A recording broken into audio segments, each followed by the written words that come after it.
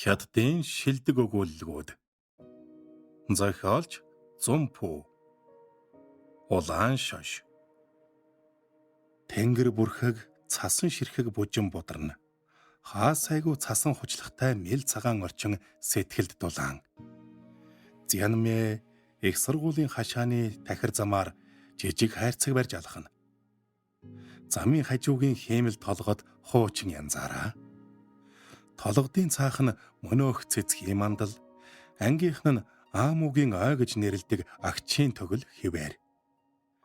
Нүцгэн модод нэлэнхийдээ цасан дарагджээ. Хаврын салхи сэвшгэд лээрийн цэцгэс цомирлгоо дэлгэх нь холгүй найгана. Цас ийм будрахад Зянмэ сэтгэл сэргэлээ. 6 жилийн тэртээ энэл замаар сургуулиасаа гарч хувьсгалын үйл хэрэгт нэгдснээ санахад нэмгэн уруул дээр нь ялдан мөшөөл тодорно. 4 жил суусан баруун байранда алхамаар ойртлоо. Баруун байрны хаалгаар орж хайрцгаа тавиад толгойдоо зүүсэн үзмэн ягаан альчуураа авч дээр нь тогтсон цасыг говлоо. Дотор байр чимээ нэргүй намгүм. Байранд одоо ганц бие эмэгтэй ажилчид суудаг болсон тул оюутны байр шиг хөл хөдөлгөөнгүй. Лаужогийн суудаг асан үүдний өрөөний хаалган дээр холбооны өрөө гэсэн хаяг хаджээ. Хүн байна уу? Гэсээр танил дасал дотор байрны өргөн шат ганц том гэрэлтэй харанхуй хонглыг ширтэв. Зарлалын самбарт өнөө орой бүх ажилчдын хуралтай үйлдвэрчний эвлийн анхан шатны сонгуул зохион байгуулах тухай улаан цаасан дээр бичсэн зарлал хаджээ. Үүдний өрөөнөөс "Хэмбэ?" гэх настай хүний дуу сонсдож жижүүрийн хаалга нээгдэхэд дүрмд хувцастай цэмцгэр хөгшин үзэгдлээ. Зянмэ гайхах баярлах зэрэгцэн "Лаужо, та юу?"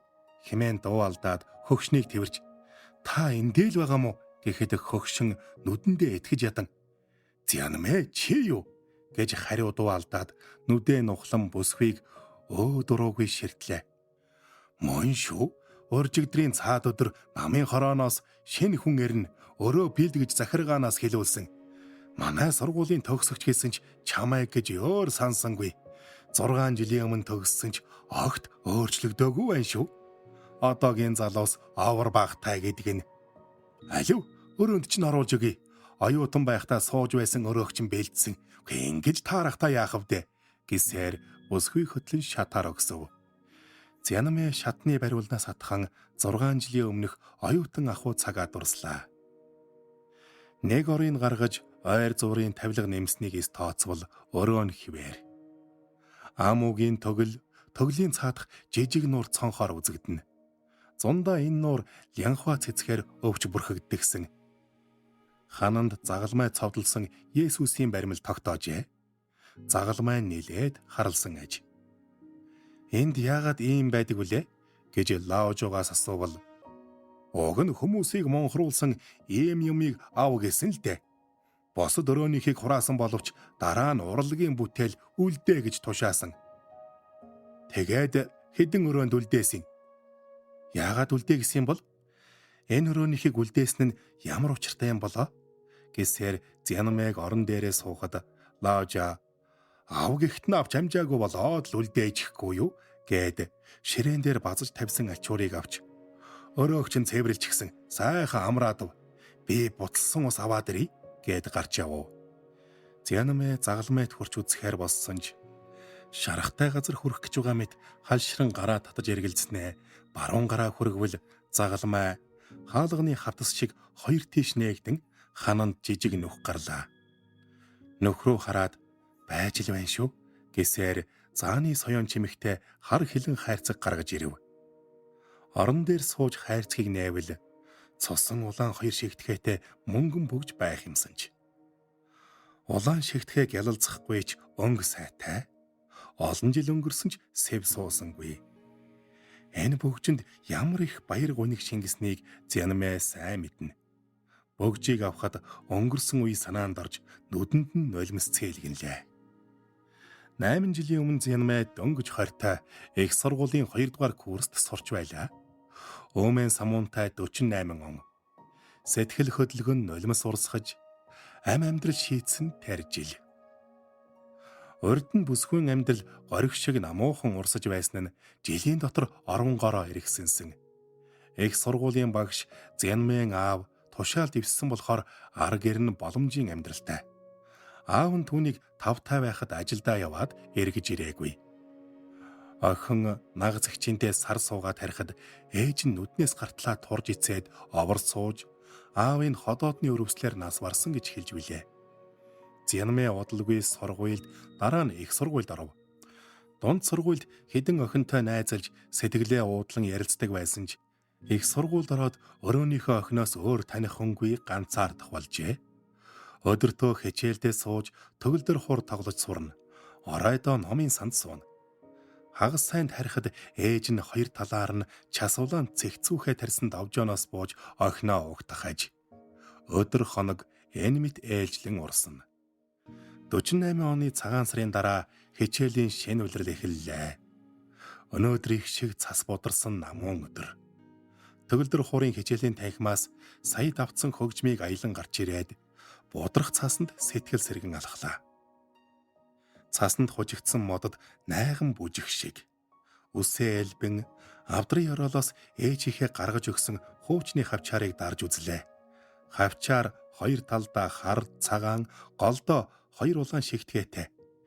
Нэг өрөөнд цуудаг сяасуун гой хавчаар байна гэд үсэнд нь тогтоож өгсөн юм. Анир чимээгүй замаар нэг залуу төгөлдөр хуурын хичээлийн танхим руу яаран алхана. Өндөр нуруутай, урт саарл тэрлэг, хөх дааван хөрмтэй тэр залуу толгойгуудаан орчин тойрноо үл анзааран урдах замаа ширтэнэ. Тэглээч Зянмын гэрэлд царайг хараад гайхширч тогтоон ажив. Цайвар царайтай том нүдтэй залууг хараад бүсгүй. Энэ хүн хэдий над руу харж буйч анзаарсан шинж алга гэж санаад яагаад ч юм харамсах шиг. Оройн Зянмэ орондоо орсон ч нойр нь хөлжив. Нүдний өмнөөр нь өдий төдий юм жирэлзэж ээж, эмээ, баяр хөөрөөр дүүрэн байсан ховорхон өдрүүдэд дурслаа. Албан тушаал хөрөнгө мөнгөндөө хорогдсон хүмүүсийг өрөвдөх шиг болоод тэсгэлгүй инээд алдав. Зянмэ нэг өрөөний сяасуугаа саналаа. Тэд сайхан найзалж билээ. Сяасуу түүнийг өөр ертөнцөөс ирсэн юм шиг гэдгсэн. Баяр хөөрөөр бялхах гэж ярих дуртай. Чам шиг хүн жаргалтайч бас зовлонтой гинэ. Зянмэ ямар учраас энэ бүхнийг эргэн дурсснаа мэдсэнгүй. Сяасуу өгөө болохоор өрөө ээлхүүл оргино. Найз охинтойгоо дахин уулзсан. Сяасуу эрдэм номтой, халамжтай охин. Физикийн ангийн оюутнууд ер нь толгой сэрэг. Тэгээд ч 4-р курс болохоор түүнээс хавьгүй хэрсв. Төгсөн дооч биш, уг чанар нь тийм. Тэр орой нойр хулжин бодол болон хэвтэж байтал Сяасуу хаалганын орж ирэв. Сянё, унтаагүй мө? Нойр хөрдгөө, чамайг хүлээж байла. Нойр чинь яагаад хөрдгөө вэ?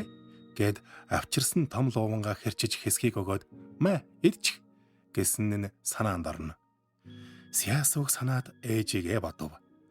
Нэгэнтээ найзыгаа дагуулж очиход ээж нь жигтэйхэн баярлаж "Сяасуу ихчийнхээ үгэнд орж байгаарай" гэж загсансан. Сэрвгнэд байвал үлгэр ярьж өгөх үү? Ерөөсөө ном унш, тэгвэл хурдан унтна гэлээ.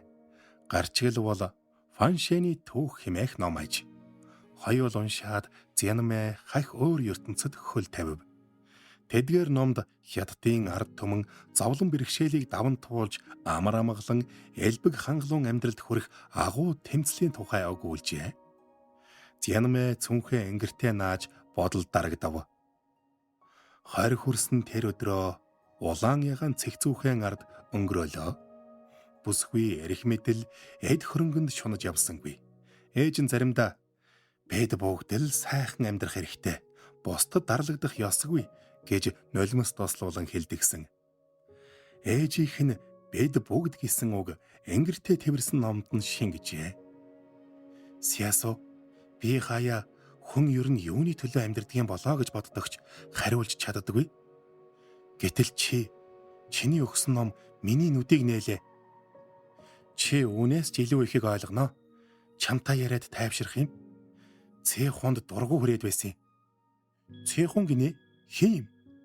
Ягаа өнөөх төгөлдөр хуур тоглодог залуу амиа хичээсэн амтан. Өөрөө л болж байвал бусд нь яамаа гэж боддог хүн дээ гэсээр номоо дэлгэв. Зянмэ номоо дэлгэсэн ч залуугийн зааны яс шиг цайвар царай нүдэнд нүзэгдэнэ. Цас орхоо болж мөс хайлмагтана.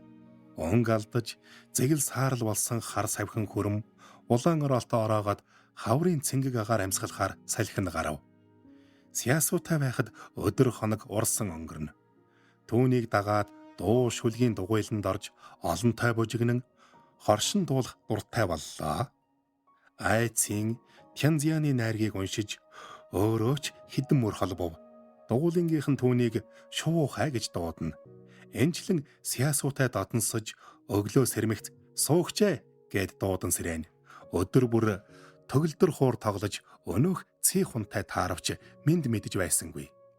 Нарс цэгцүүхээ хоёр талаар нь ургасан хотхоны замд шатан дээр их таарна. Төгөлдөр хуураа давтаад гарч ирэхэд залуу хонгилд хүлээсэн байртай зогсож байна. Бүлээн салхи цэвшсэн хаврын дулаахан өдөр Зянмэ Бетховны сарны сонатыг давтав. Нэлээн удаан сургуйлсан ч олигтой тоглож сурсангүй. Хичээлийн танхимаас урамгүйхэн гарвал цэйхун зогсож байлаа. Яагаад тоглохоо болчихов гэж намуухан дуугаар асуувал "Ёр сорохгүй юм" гэж гайхсан байртай хариуллаа. Чи гар хурууныхаа хөдөлгөөнд хитрхийг анхаарад байх шиг хөгжмийн аялгуугаа л бод. Тэгвэл дороо сурчхна гэд танхимд орж төгөлдөр хуур тоглоход хурууных нь аясаар намуухан аялгуу урсаж оюун бодлороо тэртээд одох мэт аялгуу их шигт уусчээ. Энэ ёр ямар хүн юм бол гэж Зянмэг бодох зур залуу. Би физикийн ангид сурдаг хэмээн босож инээмсэглээд сонсвоо. Гэхдээ сонссон би зүгээр юм бодоод л гэж эрэхтэй юу бодсноо өөрөө ч мэдсэнгүй.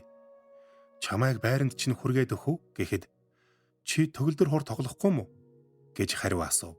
Үгүй гадаа дулаарчхаар сэтгэл тогтохгүй юм. Ийхүү тэр хоёр анх удаа цэцэрлэгээр зугаалж шар малигийн ялах нахаа Лянхуан далбгар навцыг харж баясан хаврын цэцгийн сэнгэнэн үнэрт бие сэтгэлээрээ уусав. Дараа нь ахаад л тэнгэр бүрхэж цас бударсан. Цэнхун хамт алхангаа хөгжмийн тухай яриад илгэн би Бетховен дуртай. Агуу мөртлөө энгийн аялгуутай. Аялгуу их шигт нь шүлэг найраг шингэсэн шиг санагддаг гэж догдлон өгүүлэхэд Зянмэ шүлэг найраг гэдэг ямар өргөн утгатайг илүү ухаарч үлээ. Чи ч бас Бетховен дуртай тийм биз? Шопен харин Бетховенд дургүй бүр үздэггүй байсан. Гэхдээ л би Шопенд дуртай. Би ч бас дуртай. Гонигтай чим шиг аялгуутай.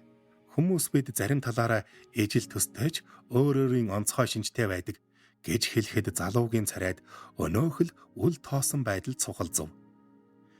Физикийн ухаан хөгжим хоёр надад шинжлэх ухаанч гайхалтай сайхан ертөнцийг дэлгэн үзүүлдэг. Энэ ертөнц бидний ахуй орчноос тэлс ондоо. Эмх цэгцтэй төгс зөгцсөн ертөнц гэсээр Зянмэг баруун байранд хүргээд нэрийн ч асуулгүй толгой дохиод явхад бүсгүй гайхах, харамсах зэрэгцэх шиг болж билээ. Ингээд тэр оройн номын сангаас гарч сарны гэрэл далахсаар байрандаа эргэж ирэв. Гэтэл хэн нэгэн араас нь "Зянмэ" гэж дуудахад эргэж харвал Цэйхун байлаа. "Цэйхун, чи юу? Чи миний нэрийг мэддэг юм уу?" "Чи бас миний нэрийг мэддэг байх нэ" гэж хэлэхдээ яагаад ч юм өөрийгөө энэ залуутай эртний танил мэт санав. Цэйхуны асуултад хариулах шаардлага байсангүй.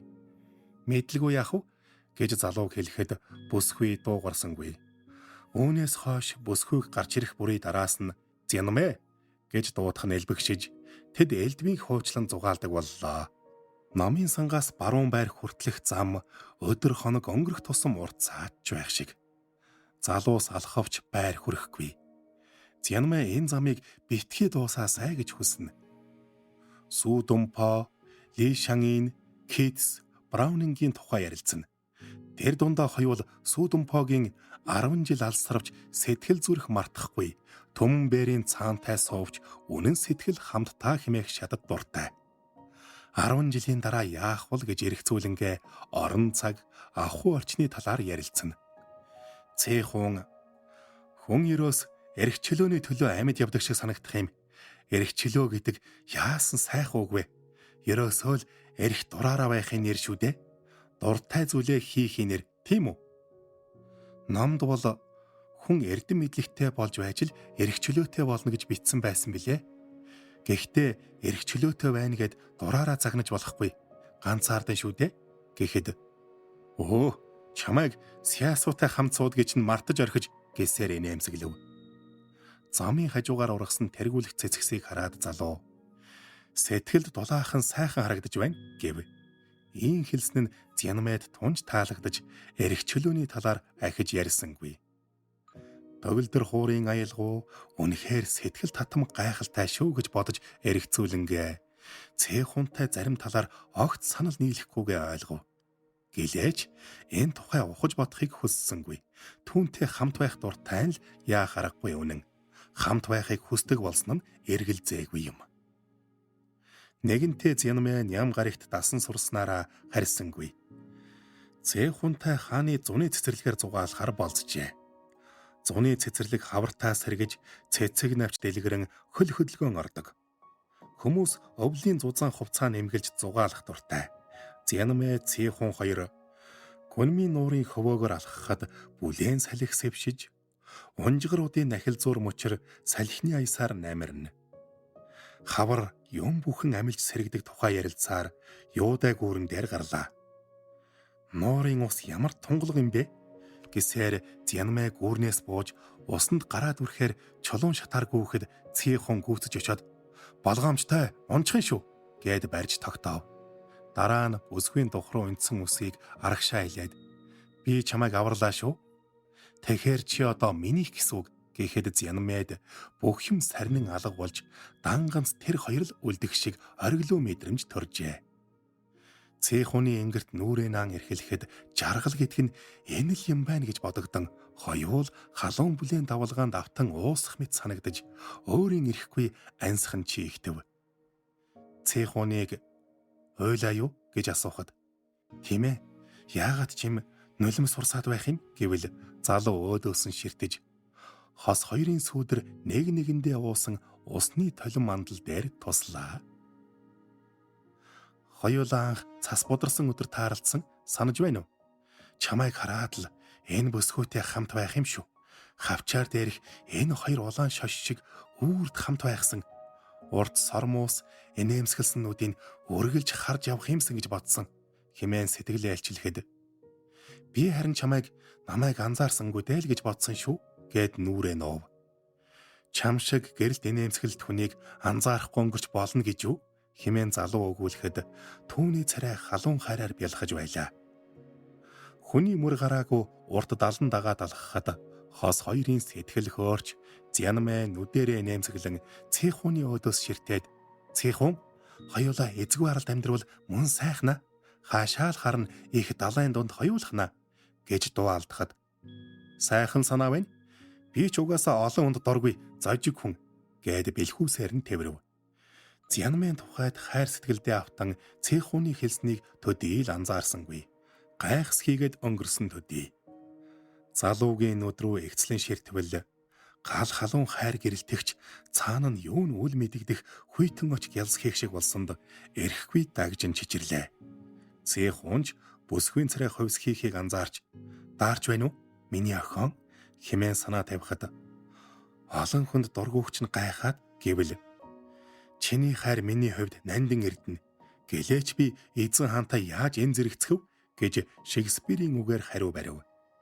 Зянмэч элдвийг саналгүй энгэрт нь наалдлаа. Залуу Зянмэн өрөвч нэнжин сэтгэлтэй ээжэд таалагдсангүй. Ээжээ юу болохгүй байна гэхэд ээж нь гуниг тайхан нэмсэглээд ухаалаг царай айлгал залуу юм гэлээгээд хүн нэг л сэтгэлд хүрэхгүй юм. Яагаад гэдгийг ээж нь өөрөө ч хэлж мэдэхгүй байна да гэд санаа алдав. Зянмэч заримдаа нойр хулжин сэтгэл хоосорч элдвийн бодол дээрэгдэн болдог бол үргэлж түүний дэргэд баймаар. Ээжийнхээ хэлснийг санаад улам шанална. Сяасуу байвч ганцаардан гансарна. 5 сар гарч дулаархад хоёуутнууд орой бүр цуглан хөгжилдөх боллоо. Тавны орой яруу найргийн дугуйлан цуглаж шүлгээ өргөлөө. Цуглаан ай цэний бамбар шүлгээр өндөрлөж таньныгийн хэсгийг Зянамья уншив. Сайхан шүлэг уран уншихыг сонсоод бүсгүй шар өснө босно. Сясуу, чи энэ шүлэгт дуртай юу? Дуртай. Олон хүн уншаасаа гэж хүсдэг үү? Тийм. Тэгвэл уран унших хэрэгтэй юм байна да гэхэд хэдийгээр өөрийгөө уран уншиж чадна гэдэгт эргэлзэж байсан ч тайзан дээр гарсан юмдаг. Дуу хоолой нь олны зүрх сэтгэлд нэвчин орж буйг үзээд өөрийгөө бамбар барин алхах танны болчихсон мэт төсөөлөхөд урд нь мэдрээгүй жигтэй сайхан мэдрэмж ундарч найз Сясууга танныг урин залах лийний дүрд хувирсан шиг саналаа. Шүлгээ унших тусам зүрх бүлэглэн догдолж нүүр халууд өгнө. Хэдэн 100 мянган хүнтэй нэгэн хэмээр амьсгалж амьдрах шиг. Шүлгийн мөрт урам зоригоор тэтгэхэд урагшлан гүймээр санагдана. Өрөөндөө ирээд Сясууд олны хүч гэж юу болохыг өнөөдөр л мэдэрлээ. Олонтойгоо нэгэн зэрэг амьсгалж, нэгэн хүслээр жигүүрлж, нэгэн зүйлд тэмүүлж, нэг л дайсантай тэмцэнэ гэж юу болохыг ойлголоо гэж хэлээд өөрийгөө нэг л их ухаан суусан шиг сансансан. Зөөн хүн нийт олныг дарлан мүлждэг энэ дэглэмж нуран унаж бүгд элбэг хангалуун амьдрах хэрэгтэй гэж бодлоо. Тэр үед юмны үн өдрөөс өдөрт өсөж байсан нь Зянамьяд нөлөөлжээ. Ээж нь цуглуулсан хэдээ банкнд хадгалуултал тэр банк нь гэнэт хаалгаа барьж тэдний айж байдал эрс доройтон арга буюу авгийнхаа гарыг харах болов. Зянамья бусдад төвөг удах дурггүй. Улс орноо өөрчлөгдөөсэй гэж чин сэтгэлээсээ хүснэ. Сэтгэлд нь аль хизээний эрх чөлөөтэй жаргалтай амьдралыг бэлэгдсэн гэрэлт зулаасаж өдрөөс өдөрт тодрон гэрэлтэнэ. Аж байдланд оройтсонд ээжийнх нь цус багдах өвчин сэдэрч яаралтай эмчилгээ хийлэг өдөр бүр тариулах хэрэгтэй гэж эмч захив. Гэтэл ээж охин хоёрт эм тариа авах мөнгө даанч байсангүй. Авгаасаа гуйл тавьж цэх хунд хийж болохч түүнийг царайчлахыг хүссэнгүй. Энэ бүхэнд зовж шаналн нойр хулжина. Сясуу түүнийг нэг л зовлонтой яваа гадарлаад учрыг асуувал Зянамья нуулгүй хэллээ. Арга нь олдж л таараа. Би цусаа өгч болно шүү дээ. Сяныо, би махшилтэй цус ихтэй хүн гэд инээмсэглэхэд бүсгүй баярлаж догдолсондоо түүнийг тэрвэрч. Яаж болох вэ? Та бид хоёрынх нэг бүлэгч ээж өөр бүлгийн цустай. Тэгвэл яадаг вүлээ? Мөнгө л олох хэрэгтэй байна да гэд санаашран суув. 3 хоногийн дараа Сясуу Зянамья үүнийг хараач гэсээр боодол дэвсгэрт барьчихсан инээсээр орж ирлээ. Зянамья хаанаас авав гэж асуугаад өөрийн ирэхгүй баярлан инээд алдав. Цэх хонж бүсгүйг ийм баярлаж хөөрхийг хараагүй лээ. Тэр яах вэ? Маргааш ээждээ эм тариаг нь авчиг гэд нүдээ цавчихад хаанаас авснаа хэлэхгүй бол сэтгэл амрахгүй шүү дээ. Тэр яах вэ? Орой болчихж унтий гэсээр эвшээлгэн хүрмээ тайлаад богино ханцуутай тэрлэгтэйгээ орон дээр суув. Зянамья түүнийг тогтоон аживал бугуйдаа наалт наажээ. Асуусан харцаар ширтвэл юу харав гэд инээсэнж Зянамья гарын татаад та цусаа өгөө юу? Тэгсээ цусаа өгөөд мөнгө авлаа. Ганцаараач биш хэдүүлээ шүү гэж хээвник хариулах аж. Хүн гэдэг монж сонин амтэн шүү. Үе зайгүй дотн нөхөрлөж байснаа өчүүхэн зүйлээс болж холдож хөндийрх нэнүүхэнд. Өмнө лүгэ адил мөн ялахгүй санагдах зүйлээс улбаалан насан туршийн амин холбоо тогтоох нь бий. Зянамья дуугарсангүй. Орны хөлд сөхөрч сууж нүрээ дарав. Бямгаргийн өглөө Зянамья Сясууг мөнгөө өөрөө ээж даваачиж өг гэж ятгав. Сясуу түүнтэй хамт гэрт нь очив. Яаж олсныг ээждээ битгий хэлээрэ гэж гуйсныг зөвшөөрлөө. Хоёул баярлаж хөөрөн ирэхэд ээж нь орондоо хэвтэж байлаа. Энэ хэдэн өдөр ээжийнх нь хоол ундыг бэргэн нь бэлдсэн юмсанж. Нулимсаад бослуулан ээжийнхээ орны толгойд зогсов. Сясуу ачуур гаргаж өгтөө сэтгэл нь өмөрч байлаа. Тэр орой гурилтай шүл хийж идэв. Ээж нь охиноо хараад овоос хэрэгэж шүл уугаад ээж нөтөлжээ. Өнөөдөр бэргэн ирээд юм асуусан чинь буруу сонсоод бойдлоо шүү гэд инээхэд хоёр бүсгүйч дагаад инээлээ. Зянамэ цэхун миний амьдралыг ойлгох хүн даанч биш юм да гэд санаа алдав. Бүсгүй түүнд зовлонгоо дэлгэж байсангүй. Сясу яагав? Цэхуныг бодоё. Өөрийгөө зовоож яах нь? Цаадах чинь аминч үзэлтэй хүн шүү дээ. Юун хайр сэтгэл эртхэн зайгаа барьсны дээр гэд мөрөөр нь тэрвэл Зянмэ. Гэхдээ цэхун гэд үгээ залгив. Цэхун л гэх юм. Март цаатга. Чи ухаантай да. Тим хүнийг дагвал сайнаа үзэхгүй шүү. Сайнё түүнээс холдсон нь дээр. Зянмэ түүнээс холдно гэж бодож явсангүй. Эрчит салхи шиг гэнтхэн л амьдралд нь хөл тавьсан хүнийг яаж холдуулах вүлээ? Холд гинэ? Март гэв үү?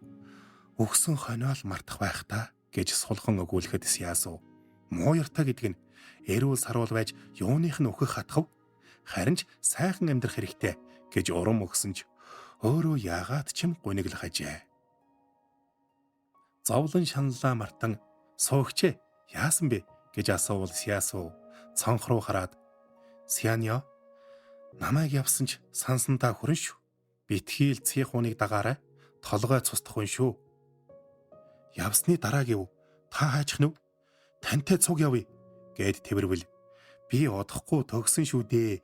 Гэрийнхэн маань хуниандаа ирж багшил гэсэн гэд инээмсэглэв. Сясу хунианаас ирсэн аав нь тентхийн дунд сургуулийн багш юм. Төгсхөө? Тэгэлгүй яах вэ? Удахгүй сургуулаа төгснө. Гэвч Сясу сургуулаа төгссөнгүй. Хуниан руугаач буцсангүй. Төгсөлтийн шалгалтаа өгөх гэж гараад эргэж ирсэнгүй. Ангийнх нь Сясу баригдаад явсныг дуулахаар ирэхэд Зянмэ Эмили Бронтегийн Аянгат даваа зохиолоор бие даалт хийж суув. Зянмэ цэхун хоёр энэ номд жигтэйхэн дуртай. Цэхун Аянгат давааг цаасны өчиг мэрж уншсан учраас хайр сэтгэл гэдэг ямар агуу, ямар хүчтэй болохыг ухаарсан байх учиртай. Сясу баригдсан гэж дуулаад хичээнгүйлэн бичиж байсан бие даалтаа хаяж хар гүүхээрээ гарав. Өмнө нь эл хөл зам зурайн түүний хажуугаар ургасан шар хвайс анхлын үнрээ түгэн. Зянмэ мод налан хаашаа аваад явчих вэ гэж асуувал хамт явсан оюутан өглөө бүхээгтээ тэрэгт ачаад явсан цагдаагийн газар тавиач нь гэсэн. Зянмэ тэнхэл алдран газар суув. Оюутнууд зүгээр үү? Зянмэ босооч гэсээр түүнийг түшиж босгоход хэн нэгэн энгих тусам бидний нүд нээгдэж тэр хэрээр тэднийг эсэргүүцэж босгох биш үү хэмээн дуу алдав. Тийм ээ. Сясуг барьсан нь олон хүнийг өдөөн сэрээлээ гэж Зянмэг бодох зуур оюутнууд тал тийш тарж цэн хуул дэрэгдэн үлджээ. Манай ангийнхан чамайг ухаан алдаж унсан гэхээр нь Сясугийн тухай дуулсныг чи мэдээд гүүгээд ирлээ. Та нар тооны шалгалтай байсан биз дээ. Ангиас нь бариад явсан гэх юм. Тийм үү? Тэгсэн. Тэмцээд байгаа улс хол явахгүй шүү дээ. Гэтэл чи араас нь гүйж ил байдаг. Би чамайг мөн ч олон удаа ятгсан да гэлээ. Үүнийг дуулсан Зянмэ юу гинэ? Чи ч ястай хулчхар юмт юм да гэж дууга өндөрсөхөд түлхэн холдуулж байруудөө салхинд туugдсан аятай ухаан жолоогүй гүйв. Өрөөндөө ороод орон дээрээ суулаа. Удсан чгүй цэхун ороод ирэв. Зянмэ ямар учраас уурлаж гүйснийг залуу ойлгосонгүй. Дэрэгдэн өвдөглөж суугаад юу болоо вэ? Мэй би зүгээр л Сясугийн талаар юу бодсноо хэлсэн шүү дээ. Тэгээд ч тэр ямар чиний төрсөн ихч биш. Дэндүү санаа зовх юм. Цаадах ч нь болдог бол бид хоёрыг салгачих санаатай байгаа гэж учирлахад Зянмэ бид хоёрыг Сясу салгах гэсэн юм биш. Хоёулаа угаасаа тис ондоо үзэл бодолтой гэд буруу харж хэвтэв. Тис ондоо үзэл бодолтой гэв үү? Юу н ондоо гэж? Бид хоёр зарим талаар санал зурж маргалддаг нь үнэн л дээ. Би ч ааш муутайгаа мэдээд л байна. Гэлээгээд энэ тийм чухал гэж үү? Би чамтай л хамт байх хүсэлтэй нь үнэн. Мэ манайхан Америк руу цагаачлана. Намайг тэнд сурахаар шийдсэн. Чи Америк руу цагаачлана гинэ? Гэсээр өндийж ирвэл тийм ээ. Чамайг ч аваад явна. Би аав ээжтэйгээ ярьж тохирсон. Чи манайд очихгүй гэдэгч аав ээж хоёр чамд их сайн. Би тэдэнд чиний тухай ярьж зургийг чинч харуулсан гээд арьсан хавцандаа нандинг хадгалсан бүсгүй зургийг гаргаж үзүүллээ.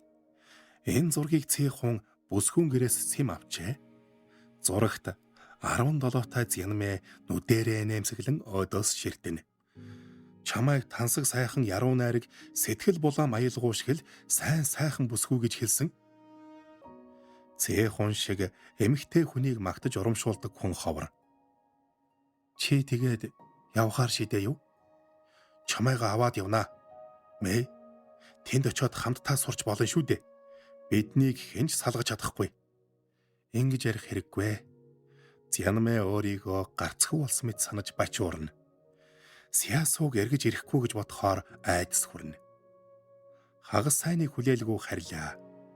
Тэр орой таг тасарсан тул ээж нь дэм бариад юм ойж суув. Дэнгийн гэрэлд ээж нь жигтэйхэн өтөлж ядарсан харагдлаа. Хөөр хидөө мó ээж минь гэж бодоход нулимс өөрийн ярихгүй бөмбөрнө. Мэар гэд ээж нь ойж байгаа юмаа алдахад ээжээ сяасууг бариад явчихсан гэж дуваалдвал бариад явчихсан гэвүү гэж давтан асуув. Ээж нь сяасууд хайртайж охиныхоо хэлснийг ойлгосонгүй бол та чимээгүй суун. Тийм бариад явчихсан. Барьчихжээ гэд санаа алдлаа. Зянмэ та мэдж байсан юм уу гэд цүнхээ алдахад гатарлаж байсан юм гэд Анайл уртаар санаа алдаад аав их чинж 15 жилийн өмнө яг л ингээд бариад явснаас хойш эргэж ирээгүй дээ. Өвчин хэлдэггүй ч барьсан хүмүүс нь архаг хуучтай байсан гэж үлээ. Аав чинь зөөлөн хүнд ус сандгүй хүн байсан юм. Элдвийн хэрэгт орооцолдох учиргүй л юмсан. Баригдаад явснаас нь хойш сураг тасарсан да гэд мэгшин уйлав.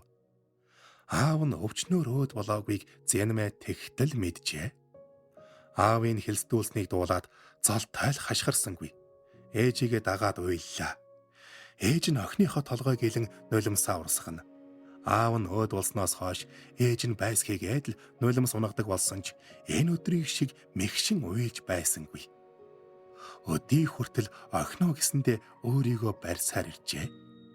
Уйлж сэтгэлээ онгойлгоод ээжийнхээ эвэрсэн гарыг илж аава хэмээн харуулсан шивнэхэд хаалга ажуухан онгойж цэхүүний урт сүүдэр ханан дээр туслаа. Ээж нь хэн ирснийг харахаар эргэхэд Зянмэ цэхүүн болохыг зөнгөөрөө мэджээ. Цэхүүн "Ихчээ, сайн байна уу?" гэж минь мэдээд "Мэй, чамайг хаасайгүй хайлаа" гэсэн ч бүсгүй хариулсангүй. Ээж рүүгээ хараад "Цэхүүн Америк руу цагаачлах гэж байгаа" гэж хэлэхэд залуу "Тийм ээ, Зянмэйг дагуулад явна" гэвэл ээж нь "Миний охин тэгээд явах юм уу?" гэд чичирсэн гараараа охиныхон толгойг илв. "Ээжээ, би таны хэлснийг л дагна" гэвэл ээж нь "Миний охин өөрөө мэддээ" гэлээ. "Ихчээ, та зөвшөөрч байгаамаа да" гэд баярлаж хөөрсөн цэхүүнийг ойртоход Зянмэ "Ээж намайг явахгүй гэдгийг мэднэ" гэд залуугийн царайг аживал хөлсөн цовжээ. Гэвч цэхүүн хөлөрснөө мэдсэн шинжгүй Зянмэн уйлж буг хараад алчуур гарган нулимсийн нарчингаа "Мэ, хоёулаа маргалтгаа бэлий. Маргалдлаа гэд ямар ч нэмэргүй шүү дээ" гэвэл Зянмэн ээж "Бороо орж байгаа юм уу? Та хоёр эвээр ярилц.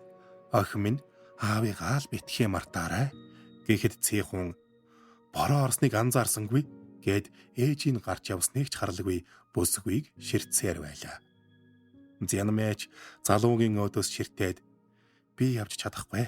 Бид хоёрын зам ингээд салж байх шиг байна" гэд санаа алдахад цэхүүн "Тэгж ярих хэрэг байна уу? Харин ч тэнд очиод амгалан тайван амьдрын шүү дээ" гэсээр цагаахан гарын үнсвэл "Тэгвэл битгий яваач дээ" гэж гуйсан харцаар тоон ширтэв. "Мэй, би тайван сайхан орчинд дуртай юмаа хийж амьдрахыг хүсэж байна. Эдэн шиг сохор тэмцэл ховсгал гэж үүмж гүймээргүй байна. Өөртөө зовлон удмааргүй байна. Мэй, чи дэндүү гинэн амьдрал мэдэхгүй штэ. Хэдэн жилийн дараа ойлгоноо." "Гинэн гэвүү? Гинэн байлаа гэд юун муу гэж? Ямар ч байсан надтай явах хэрэгтэй. Чамтай явбал энд байгаа бүхний орхиод явна" гэр орноо ээжийг хүсэл мөрөөдлөө орхино. Тэр байтугай өөд болсон аавыгаа орхино гэж Зянмай шивнэхдээ аав гэдэг үгийг ягаад ч юм чангаар хэлэв. Гэхдээ л хоёулаа хамт байна шүү дэмэй. Энэ мөчөд бүсгүйнүүд гялалцахад Цэхун өөрийн эрэхгүй гарын тавьсан ч горилго тээсэн харцаар ширтсээр мөрөөр нь тэврээд балдагсан бол чамайг хайрцагт хийгээд аваад явах юмсан гэж шивнэхэд чамайг ийм зан гаргана гэж даанч бодсонгүй гэж санаа алдлаа. Гадаа салхи хэсгэрч удалгүй бороо шааган асгав. Гэнэтхэн юу ч юм тархийн унаж хагарлаа. Цэхун бүсгүйг ингэртэй анан зогсохдоо цэгцүүхэ тарьсанваар эрчид салхинд унаж хагарсныг олж харав. Зянмын сэтгэл тавгүй хайр сэтгэл нь цэцгийн вартай хагарч боторсон шиг санагдана. Хоёул тэврэлдэн байвч сэтгэлээрээ хөндөрч холджээ.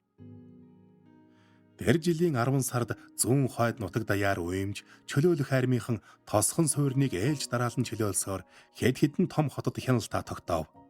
Чанкаши зүүн хойд бүсийг хамгаалж хойд нутгийн аюулгүй байдлыг халдан дунд бүсийг төвшдгөх бодлого барьсан боловч хойд нутгийн эрдэн боловсралтай хүмүүс олноороо урагшнүүлээ. Цэхуны гэрвэл намрын сар гармагц Нанжин руу нисэн Америк руу цаг ажиллажээ. Гэвч Цэхун явсангүй Бээжинд үлдлээ. Аав ээждээ диплома хамгаалж сургуулаа төгсөөд араас нь очно гэсэн боловч үнэндээ Зянмайг бодлоо өөрчлөх болов уу гэж гордон хүлээсээр байв. Би маргааш өглөө ниснэ. Шөндөө онгоцны буудлын орох хэрэгтэй. Чи явахгүй юм гэж юу? Химэн аргаа баран хэлэхэд явахгүй. Хоёулаа ахиж уулзахгүй л болов уу гэд дуугаа хураав. Уг нь хамттай байх бүрэн боломжтой шүү дэмэй. Хамт явъя л да. Болохгүй. Би чиний төлөө бүхнээ зож орхиж чадахгүй. Чи надтай хамт байхыг хүсдэг гэж хэлж байсан да. Тэгсэн мөртлөө явхаар шийдсэн. Миний хувьд явсан нь зөв гэж бодох юм. Хайртай бүсгүй минь битгийл бусдыг дагаж зовж шаналаасаа гэж хүснэ. Чи явах хэрэгтэй. Би ер нь ингэж хүн гуйж байсан удаагүй. Мэй, надтай хамт яв. Би явахгүй. Тэргүй насгүй болсон хүнийг хараад үлдэж яах вэ? Одоо явахгүй бол хожим харамсан шүү дэмэй. Гэд бүсгүй мөрнөөс барьж сэхээ оруулах гэсэн аятай сэгсчихэд цаадах нь би харамсахгүй гэх ажээ. Нүдрүүн ширтвэл гүнд нь өнөөхөл этгээд чихтэй оч гялалзан байлаа. Тэгвэл ядаж намайг уудэнд гаргаж өгөөч гэхэд ороолтын ороож хөрмийнхэн захыг босгоод чимээгүйхэн гаргаж өгөв. Цас бударсан намуухан шөнөөр байрны уудэнд гарахад жижиг тэрэг ирж зогслоо. Цэхун дотроос нь бууж ирсэн булаа жолоочтой мэдлээд Зянмайг шонгийн гэрэл дор дагуулan аваачиж "Мэй, уг нь чамайг хүчээр авч явъя гэж бодсон юм. Машин тэрэгч бэлдсэн. Онгоцны тийзэж авчихсан. Гэлээч аваад явбал надад насаараа хорсно гэдгийг зөнгөөрөө мэдэрсэн. Тийм биз?" гэд онгоцны тийзээ гаргаж үзүүлэхдээ Зянмын сэтгэл хөдлөн дагаад явах юм билүү гэж санджээ. Бүсгүй чимээгүй байсанд "Баяртай Мэй. Миний яруу найрагч ховсгалж бүсгүй" гэж гунигтай хэлээд тийзийг урж хаяв. Цэхуны нүд улайж шаналж байлаа. Түүнтэй анх тааралдахад царайн жигтэйхэн тайван амгалан байж билээ. Зянмай юм хэлэх гэсэн боловч чадсангүй. Энэ л мөчийг санаж авъя гэж бодоход Цэхуны зөөлөн боловч мөс шиг хүйтэн орвол духанд нь хурч машины мотор хурчигнэн асав. Эргэн тойрон цасан цагаанаар эргэжээ. Би үлдсэндээ харамсахгүй гэж хэлснээр л тоотхон санана. Бүсгүй үнэндээ харамссангүй. Цэхун яжилсан аятай ховсгалж бүсгүй хэмээн дуудсан ч одоо тэр жинхэнэ ховсгалж болон төлөвшжээ. Улс байгуулагдсны дараа ээжийнх нь бийч сайжирч "Аав нь чамайг харсан бол ямар их баярлах байсан бол доо" гэд нулимс туслаа олов. Цас бударсаар Зянмын атгсан улаан шигтгээтэй мөнгөн бөгж нулимсанд норжээ. "Зянмэ, сян ёмин, ши нарийн бичиг Лаома Жингуай Ван Сяохао зинэр чамтай уулзъя гинэ" гэх Лаожагийн дуугаар хацраа арчиж инээмсэглэл тодруулсаар улаан шошт бөгжөө хайрцагт эргүүлж хийгээд бослоо. тогсов орчуулсан бат эрднийн гэрлээ.